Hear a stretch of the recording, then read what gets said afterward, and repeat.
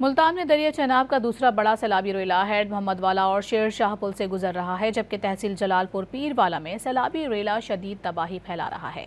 बस्तियां और कस्बे पानी की नज़र हो गए हैं। मुमकिन खतरे के बाइस शहर भी खाली होना शुरू हो गए हैं।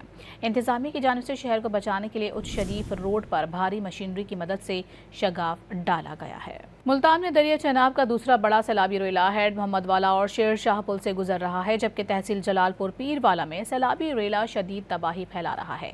बस्तियां और कस्बे पानी की नज़र हो गए हैं। मुमकिन खतरे के बाइस शहर भी खाली होना शुरू हो गए हैं। इंतजामिया की जानिब से शहर को बचाने के लिए उच्च शरीफ रोड पर भारी मशीनरी की मदद से शगाफ डाला गया है। मुल्तान में दरिया चनाब का दूसरा बड़ा सैलाबी रेला हेड मोहम्मद वाला और शेर शाह पुल से गुजर रहा है, जबकि तहसील जलालपुर पीरवाला में सैलाबी रेला शदीद तबाही फैला रहा है। बस्तियां और कस्बे पानी की नज़र हो गए हैं। मुमकिन खतरे के बाइस शहर भी खाली होना शुरू हो गए हैं। इंतजामिया की जानिब से शहर को बचाने के लिए उच्च शरीफ रोड पर भारी मशीनरी की मदद से शगाफ डाला गया है।